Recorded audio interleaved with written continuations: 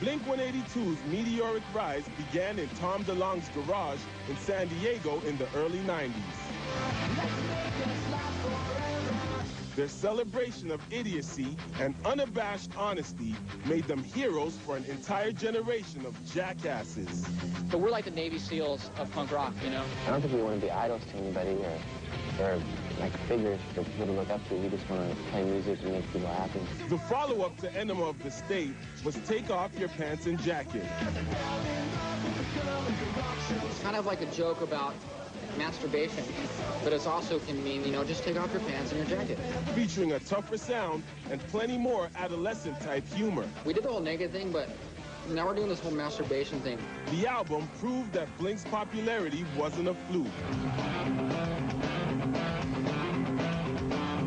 Again, rocketing to the top of the charts and producing a series of unforgettable videos. That video was the raddest video, I thought. I thought it was so cool. And I'm glad that we got to be a band that did it, you know? I wrote the song specifically about a day when I was 18 years old, sitting in my driveway, and my parents, my whole family broke on that day. I don't know, I went through a heavy one when I was 18. My parents went through this crazy thing, and so I wrote the song, and I just know, you know, at least in the States, you know, 50% of all families break up, and they go through something crazy like that. So I was thinking, hey, there's gonna be a lot of people that can relate to this, and they're probably going through the same thing. Despite their explosive popularity, Mark, Tom, and Travis have pulled off the difficult feat of remaining humble and true to their dedicated fan base. We've been very lucky in our lives. We've been very blessed, and we've had a lot of really great opportunities. And if we can do something to help other people, then we will. In 2003, they announced the Dollar Bill Club Tour, which took them across the country playing intimate venues to show their appreciation for their most hardcore fans. The price of each ticket, $1. That's like why we started being in the band in the first place, is to play live music. And especially on this tour where you come back in these small clubs and you just feel the energy. It's so immediate. You start playing songs and the people are right there. You can see their faces. It's not like so much separation. It's a lot more personal. It's a lot more immediate. I love it. Following a non-stop blitz of touring and publicity that lasted years, the band decided for the first time to spend some time apart and concentrate on other pursuits. I'm so sick of fights, I hate them. Mark spent more time with his newborn son, while Tom and Travis explored a darker sound with the side project, Boxcar Racer.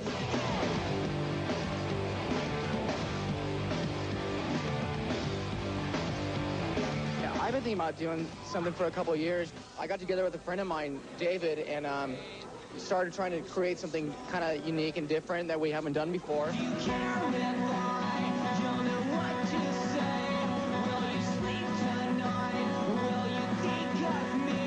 The message behind the band, you know, everything's totally different. It is a lot darker, and it is about different stuff, but, you know, it's a side of me that I haven't really had a chance to write about, so it was actually a lot of fun at the same time, you know? In addition to this, Travis worked on The Transplants with Rancid's Tim Armstrong, striking gold with their debut album. I think I've proved it to everyone. I went from playing in Blink, who sold millions of records, to doing band tours with The Transplants. You know what I mean? And like getting paid $400 a show or something. You know what I mean? We did our first 2 tours for free. So it's definitely not about money for me. It's about music. You know what I mean? They also concentrated on their vast merchandising empire. Beyond the typical variety of band paraphernalia available on their website, Mark and Tom run loserkids.com, bringing together cool clothing and up-and-coming music. Loserkids.com, it's like an online skate shop. I support good songs and good music, no matter what genre it is or no matter who's doing it, you know? Travis also runs his own merchandising line called Famous Stars and Straps. He does like belts and belt buckles and hot rod clothing and things like that. 2004's self-titled album represented a shift from the goofy sense of humor that marked their previous efforts. If anything, our band's grown. Like, you know, when I first got in the band, Tom and Mark only listened to punk rock music, you know what I mean? And now I mean, I think this is the best representation, like this new record, and it shows that I think everyone's just super into music more than we ever have. Like it's like a rebirth of our band. It feels, I don't know, it feels fresh now, you know what I mean? It's fun again, and like, we're doing it because of music, not because some idiots, you know, shining down on you talking about numbers, you know what I mean?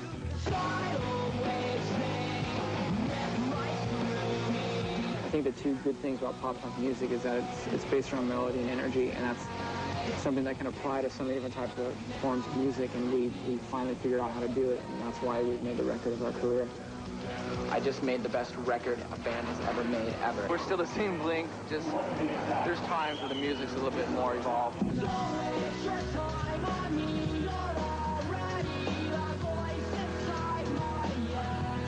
A more mature effort, both musically and lyrically, the album reflected changes in their personal lives as a more introspective blink-182 emerged. There's a lot of great things that we can do and a lot that other bands can do. And it sounds weird because every band does this.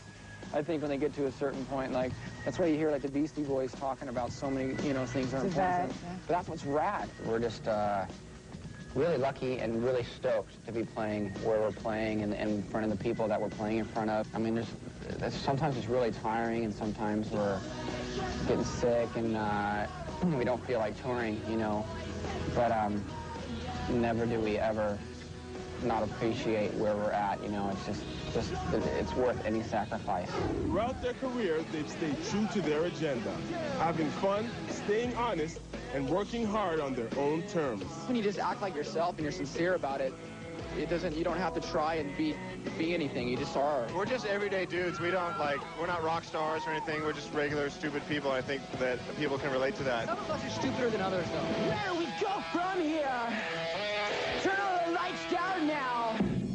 But in early 2005, Blink-182 announced they were taking an indefinite hiatus. Tom's an asshole. Mark's pretty stupid. Tom. The reasons for the break spawned from rumored infighting between Tom and Mark over their ever-diversifying creative appetites and their unwavering need to achieve without artistic compromise. I think we're good people, and I think our band, and we all have our issues, I'm sure. Tom's newest offering, Angels and Airwaves, formed with members of Rocket from the Crypt and the Distillers, is prepping a new release, which they promise will be one of the greatest rock records ever. While Mark and Travis have found creative harmony with their new project, a hard-rocking, quasi-punk electronic band called Plus 44.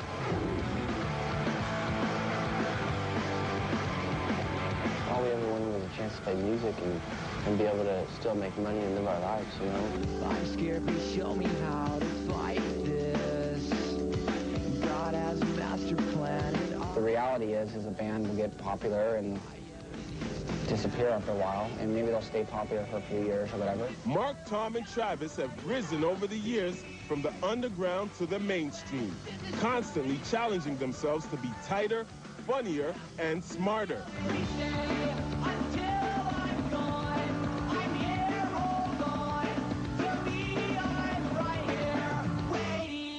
Whether you consider them total jackasses or iconic rock heroes, these bold young punks have proven their success isn't just a flash in the pan. Blink-182 was born to be. This is a big, big leap for a television station to put something like this on air. I stick with my own father. I prove in my own now. All right. What else do you want to know from me? What are you filming right now? This isn't good shit. You gonna show this on TV? Shit. All that stuff I just did before, don't show any of it. It's not even funny.